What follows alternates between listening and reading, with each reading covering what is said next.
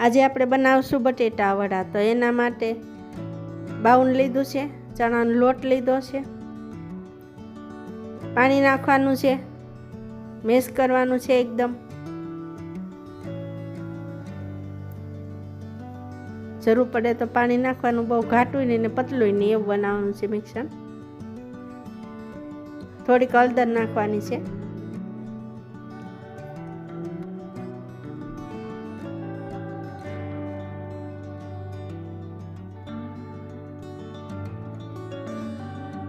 તીખાનો powder નાખ્યો છે.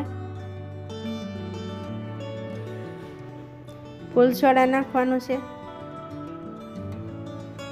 મીઠું લેવાનું છે સ્વાદ અનુસાર. કોથમરી નાખવાની છે. આમ તો આપણે અંદર જ નાખતા હોઈએ છીએ, પણ આમ ઉપર નાખવાથી બહુ સરસ દેખાય. એક ડીશ લીધી છે, એમાં બટેટા તૈયાર છે, ફોલીને સૂંધીને રાખ્યા. આદુ લસણ ને લીલા મરચાંની પેસ્ટ, હળદર નાખી છે, મરચું નાખ્યું છે લાલ, ગરમ મસાલો નાખ્યો છે, મીઠું નાખ્યું છે સ્વાદ પ્રમાણે, તીખાનો ભૂકો નાખ્યો છે, કોથમરી નાખવાની છે.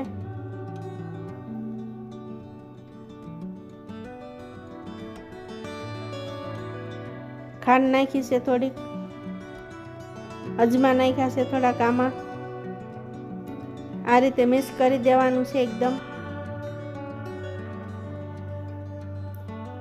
આ રીતનું એકદમ મિક્સ કરી દેવાનું. બહુ ટેસ્ટ સરસ લાગશે આ બધા મસાલાના કારણે.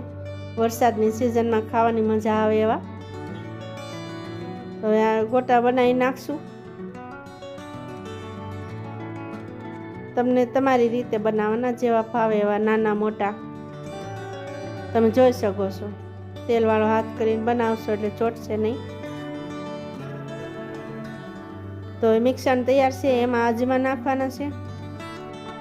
એ અજમાની ઉપર થોડુંક ગરમ તેલ નાખવાનું છે. એનો સુગંધ સારી બેસે મિક્સરમાં. તમે જોઈ શકો છો ફૂલે છે એકદમ.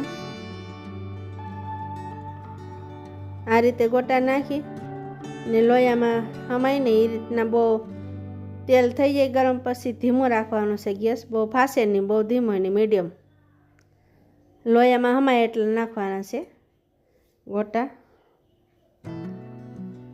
તો તૈયાર છે ગરમા ગરમ ગોટા. આપણે એક ડીશમાં કાઢી લેવાના છે ને વરસાદની મોસમમાં ખાવાની મજા આવે એવા ગરમા ગરમ ગોટા તમે જરૂરથી ટ્રાય કરજો. હું બધાય આવી રીતે તળી નાખીશ.